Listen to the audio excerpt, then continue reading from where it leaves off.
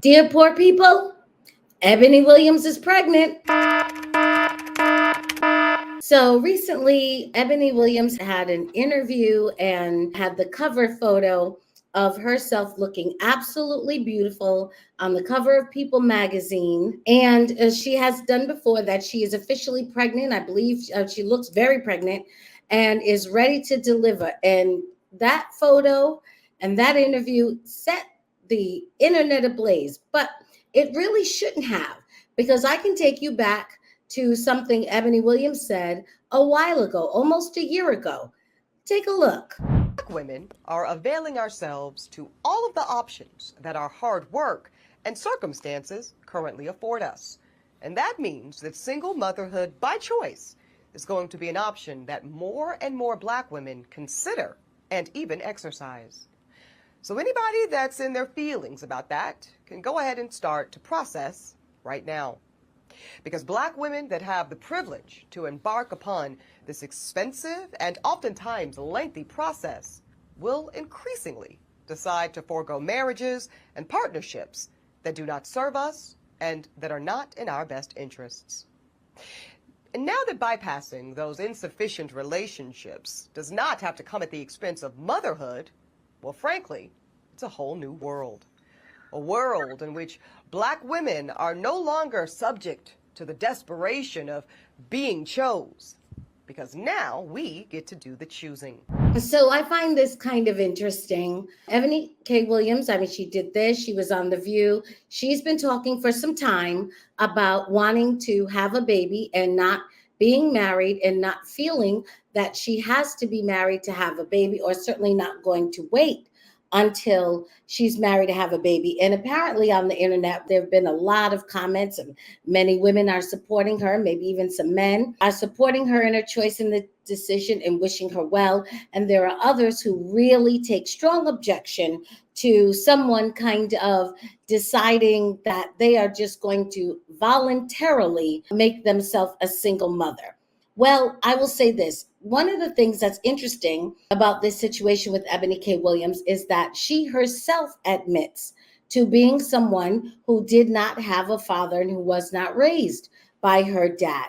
So her idea of what the influence of men is on a woman's life may be very different than those people who had a father, who raised a father, who were raised by their dad and had a lifelong relationship with their dad. She is not one of those people. And it's very interesting that we're talking about this, because I don't think people really have a good understanding, particularly when it comes to young girls and women, what the purpose and the presence, the impact the presence of a father has. So let me start by saying this. One of the responsibilities of your father is, probably his first responsibility is that he knows that he is to be the first place that a woman who, well, at that point is a young girl, that a young girl can be vulnerable in the presence of a man.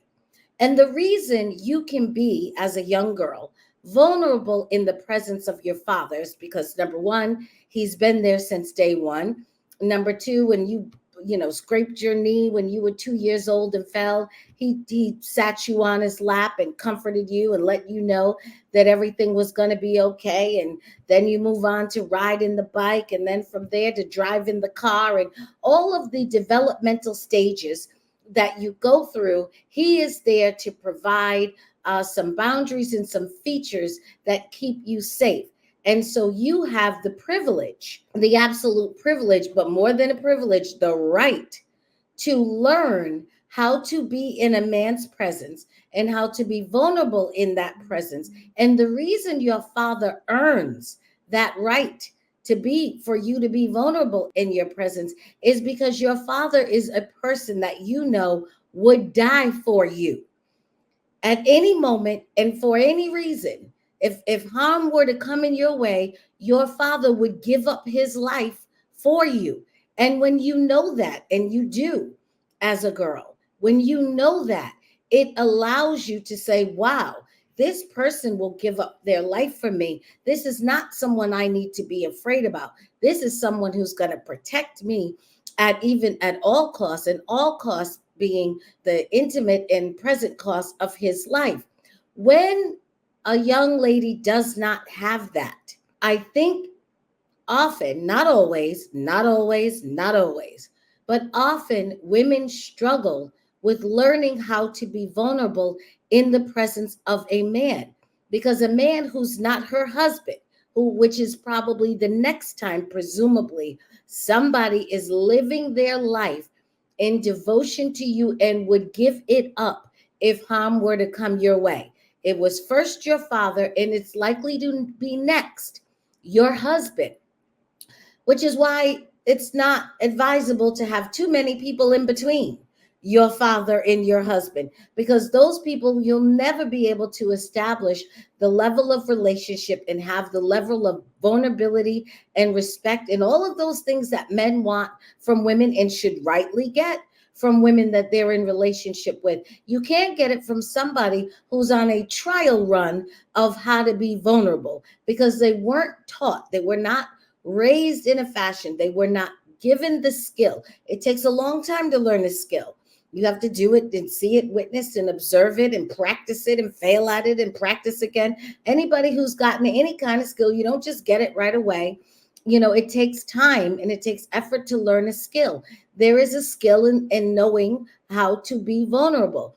And when you get with a man and you have not had that experience with your father, these men become the trial run for how you do it. And if you're doing it in relationship with men who are not committed to you, who are not pledging to marry or offering to marry you, and who are not saying, I'm going to dedicate my life to you and I would give my life to keep you safe and well, then what ends up happening is you just line up a string of relationships that aren't very good, that probably are not very healthy, that don't really go anywhere. And then you become a certain age and you say, you know what? Maybe I can't have a relationship, and maybe don't even know why. I don't know that women even know that if they didn't have a father, they were cheated out of something that is extremely essential to their development. So oftentimes they don't even know why they struggle in creating these kinds of relationships or maintaining these kinds of relationships, but they do have a biological urge to have a baby. And science and technology has now afforded women a way to sidestep the age-old process of having to figure it out with a man. Now, if you have the right money and the right amount of time, and you have, you're healthy enough to undergo it, you can sidestep the whole man situation and go ahead and just say, look, I want you to, put this together and get this tube and do, however they manage it, and insert this in me and implant it in me. And now I'm going to have a baby. And that's fine. What I find even interesting is that she has announced that she's having a daughter. So not only is she having a daughter, she's having a daughter without a father, the same way she didn't have a father. So the likelihood is that she is going to also raise a child, and a young girl who's eventually going to become a woman, who's going to be robbed and cheated. This time she's cheating the child out of it, cheating the child out of the skill of learning how to be vulnerable in the presence of a man who's truly dedicating himself to you. So the cycle continues. We'll see how it goes. I certainly wish them well, but there are some things for which there cannot be a substitute. And I sincerely hope that somehow they can be the 1 in a million mother and daughter team that somehow can avoid this, but it's very likely that they won't. And other women, when considering sidestepping men and having babies on their own, should really think about whether or not they think that this is something that's so small that it's not a big deal to cheat their young girl out of. And I also think this is an absolute demonstration of the myth that what is mostly needed is money, and all of the other stuff isn't really that important. The truth of the matter is, it's the other stuff that's extremely important, and the money can come. The money can come. Your daughter can become 18 and she might be able to make some money. Hopefully, she will inherit some money. She can have some money. But where is she going to go to get this skill that is going to be desperately needed for her to be fulfilled in a relationship with a man, which is likely what she will want. I don't have the answer. Apparently, Eboni K. Williams does. And her answer is to go ahead and have the baby alone and use the money to mitigate the rest. Maybe it works. I don't think it will, but good luck to everybody. Please remember to like, share, subscribe. Thank you for visiting my channel and watching this video. Please come back again and see the next time I drop a video. I can't wait to see you. Bye-bye.